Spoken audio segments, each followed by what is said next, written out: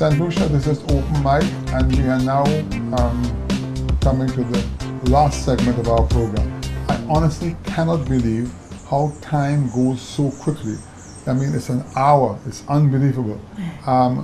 Mary has a contribution to make, which I myself am interested in hearing, concerning she's now come into the political arena, and I'm sure she's done her homework. She's a vibrant lady, and we all have our vision and a goal where we want to go. So I now ask her to take the floor. Well, we have been talking a lot about a lot of things in St. Lucia, and the talk is not translating into action. You have been hearing about universal education, and we've not seen it happening. Time and time again they talk about it. I don't know if you can recall how far back they've been saying they need to remove the RC Boys School and the Ave Maria in the middle of town. Correct. That these This things is madness. Right. You know how long they've been saying that? Tell now me. these things need to be done. Yes. They created they built the Dame Paulette Louise School. Yes. And at the time the intention was to transport the children from Ave Maria and RC Boys, some of them, to go to that school, from what I can recall.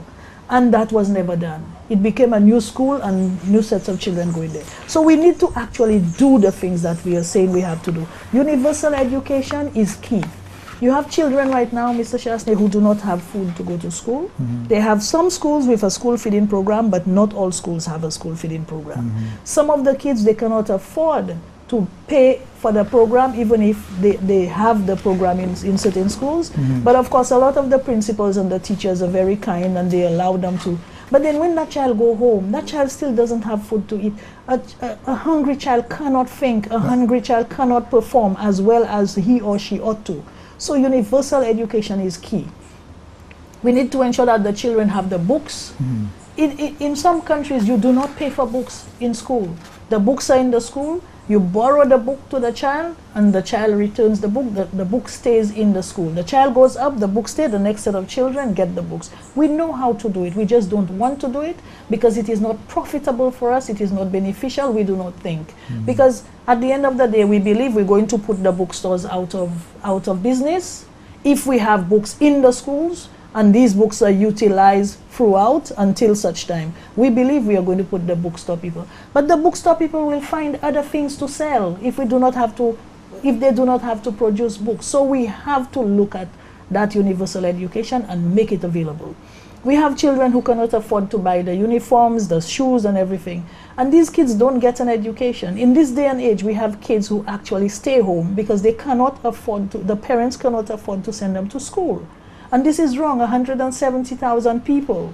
You understand? You have to be able to provide education, at least primary, secondary school education to all your people. So I'm saying this is one of the areas. And there's a lot more I can say about that. The school system is totally chaotic, out of control. So we have to fix it up. The public service, we have to give the public workers the necessary tools and allow them to do their work. There should be less political interference in the public service so that public workers can deliver the way they ought to, and that will assist the political directorate from making all the errors that they are making. They are interfering in the workers' work, in the work of the public service, and that is not doing well for the country. Look at where you had a situation where public workers were given cases to investigate former ministers of government. And the court said it. The court said it was wrong. You understand? Public workers, it was unconstitutional for you to give public workers to investigate former ministers. You understand? And what came out of that? Just a waste of the state's money, right? So we also have to look at the healthcare system. Another mess, total mess, that healthcare system. You have a person in critical condition, a person with a stroke, go to VH, the person get there 2 in the afternoon with a massive stroke. And the person is not attended to until after 9 in the night. Why? They don't have the resources. They do not have sufficient manpower to do the work that needs to be done to attend to that person. When you go there, it's very chaotic. You have 1 or 2 nurses there. A doctor is on call. Sometimes the doctor on call it is just terrible, horrible, that healthcare system. We had somebody who needed, a person has a stroke, the person needed a neurosurgeon. We have one neurosurgeon on island, and he works at St. Jude's Hospital. Do you know that that doctor cannot come and perform any sort of function at Victoria Hospital, even on a dying patient, and even if he is willing? Why? Because he's not allowed to work at Victoria Hospital. This is what I was told. He's not allowed to come to Victoria Hospital and work. His work is at St. Jude's, and he's only contracted to work at St. Jude's, and therefore he cannot come to Victoria Hospital and save somebody's life. On the same island, you have to take the person, send the person to Trinidad or Martinique, and you have a neurosurgeon, a St. Lucian neurosurgeon trained in Cuba, just at St. Jude's Hospital. And you cannot get him to come down to attend to the person at Victoria Hospital because the Ministry of Health says. I mean, in what world are we living? And this is our healthcare system. They have the polyclinics, they talk about triage, and I heard something in the media last time when a boy was bleeding, and he said he was there for how many hours and they never attended to him. And he's right, it is true. You go there and you go through the same thing. You take people there and hours. Somebody from Ministry of Health came and said if it takes more than 4 hours, then there's something wrong. They have to look at the system. But in most cases, it takes more. One question without interrupting you too much. If what you're saying is correct, and you have Victoria Hospital and half a hospital which is operating out of a stadium, when you put 2 new hospitals, who's going to take care of that then? Where's the staff? But it's just like the 4-lane highway. You have 2 lanes, you cannot manage the 2, you cannot maintain the 2 lanes you have, but you're going to make a 4-lane. What's going to happen then? First of all, you should be able to maintain the 2-lane you have, and the money you're going to put in the 4-lane, we have other priorities to take care of with that money. So we're down now to the healthcare system.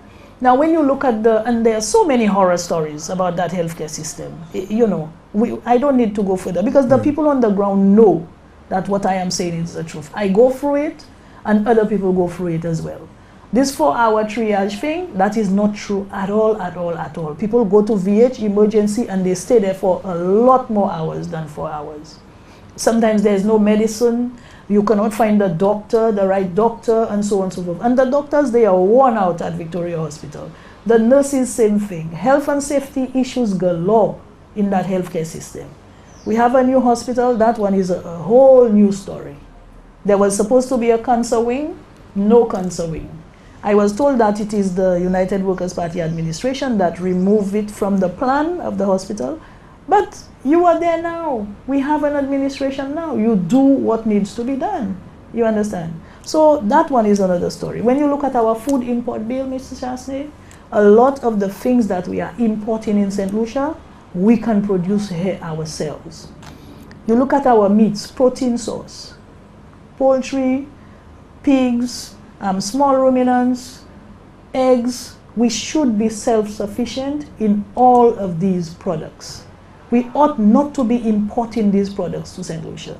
And I know the importers might be starting to feel, well, there are other things we will need them to import for us. You understand? There are other things we will need them to import. So they must not be afraid when we say we should be able to produce these things in St. Lucia and therefore we are going to cut on their daily bread because they import these things. No. There will be something else that we will need that they will be able to replace those imports with. Right. But at least the things that we can produce on island, we will be producing them to increase employment. Our people will be employed doing these things. And the farming now is not like farming long ago where you used to have to go and use your own fingers and feet. And, you know, the technology provides for you to use tools and equipment that will not allow you to even come into contact with those things or anything bad or anything like that. So young people can start thinking of technology and applying that technology in farming, in agriculture, and it will not take anything away from them or make them do the kind of hard labor people used to do in farming before, right? Because if you look at the banana industry just in Martinique, they did not used to do all that hard labor. They had things carrying the bananas to a certain place. Right through the fields, they had those mechanical, you know, rides and so on for the bananas. So you can mechanize to the point where you are not doing slowly get there. Too much hard work. St. Lucia, unfortunately, we have just coming up to the end of the final segment of our program. It goes by so quickly. I want to say thank you so much for being here. And before we close off, I just asked Mary to give a few wrap-up words of our meeting today and wonder whether we've been of assistance to the people in St. Lucia in any way. Well, I'm hoping so. I hope that this is an educational exercise for them, that they are learning that people like myself, I am there, I am willing and able, I am willing to provide service to the people of the country, to my country also. And I'm hoping that they will give us the opportunity. Everywhere I go, I hear how things are so terrible. They are not seeing the better days. So this is sooner or later they will have an opportunity to actually bring on board an administration that is willing, that is ready, and that is able to assist them and to make things better in St. Lucia for all of us, not just for one set of people.